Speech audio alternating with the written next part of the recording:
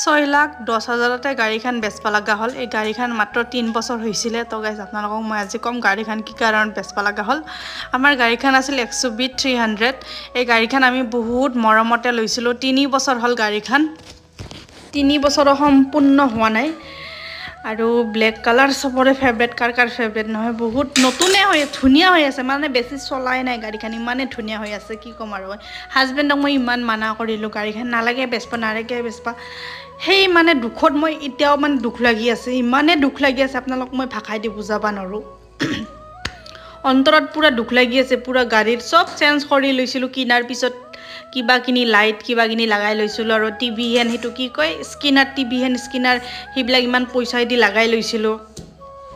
তো 3 বছৰতে পূৰা বেচবা লগা হ'ল। আৰু চিট কভাৰ ইমান দামেদি, মানে লেডাৰৰ পূৰা একদম দামেদি লগাইছিলোঁ, চব বস্তু লগাইছিলোঁ আৰু এভৰিথিং পূৰা একদম সপোন ভাবি কিনে লৈছিলোঁ। কিন্তু বহুত দুখতে আছোঁ, ইমান কমতে বেচবা লগা হ'ল। মানে মই কৈছোঁৱে বেছি, মানে অলপ ধৈৰ্য ধৰ, ইমান কমতে বেচিছে ভাবিছা, ইমান ধুনীয়া গাড়ীখন 6,10,000ত বেচিছে, ভাবিছাচোন। মোৰ পূৰা জমজমাই গৈছে গাইছ।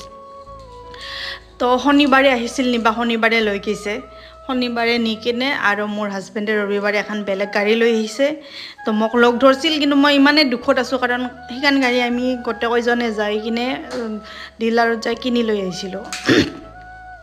তো সেইখন হাজবেণ্ডে যাই কিনে লৈ আহিছে। মই কৈছোঁ কি মই নাযাওঁ, যা তই বেচিছিলি, তই নিজে যাই কিনে যি আনা, ভাঙা আনা, ফাটা আনা, সৰু আনা, ডাঙৰ আনা, যি গাড়ী আনা লৈ আহ। তো হাজবেণ্ডক লৈ আহিবা দিছোঁ, লৈ আহিবা দি কিনে হাজবেণ্ডে লৈ আহিছে। এনেকৈ ৰাতি ৰবিবাৰে লৈ আহিছে, মানে ৰাতি হৈছে আৰু আহি পাওঁতে। এনেকৈ মিঠাই লৈ আহিছে, কি ফূৰ্তিকত মানে মিঠাই খাম। মোৰ এইখন গাড়ী আনছেও যদি মোৰ মন পচন্দ নহয়, মোৰ বহুত দুখ লাগি আছে। মোৰ আগৰ গাড়ীখনে বহুত ভাল আছিল, পূৰা একদম মহাৰাজাৰ নিচিনা আছিল, চিট একদম ওখ, মানে কি ক'ম আৰু ইমান ধুনীয়া আছিল। আৰু চিকআপটো আহা কি ক'ম, যাৰ আছে সিহঁতে গম পায় আৰু আমি লৈছিলোঁ বিশেষকৈ ছানৰুফ খোলাখন লৈছিলোঁ। ছানৰুফো খুলিব পৰা আছিল, আৰু যিখন লৈছে সেইখন ছানৰুফ খুলিব নোৱাৰে, আকৌ বাল কৰিব নোৱাৰে। তথাপিও লৈছে আৰু যিহেতু আৰু সন্তুষ্ট অলপ হ'বাইতো লাগবই নাই। এতিয়া মই কি কৰিম, যিহেতু সেইটো মোৰ পইচা নহয়, হাজবেণ্ডৰ পইচা আছিল, যি মৰ্জি তাকে কৰিছে আৰু। এতিয়া পস্তাইছে, এতিয়া ইমান কমত কিয় বেচলোঁ বুলি। নাই, তিৰিৰ কথা যোনে নুশুনে সিহঁতে মানে জানেই আৰু তিৰিৰ কথা, সেইকাৰণে শুনবা লাগে।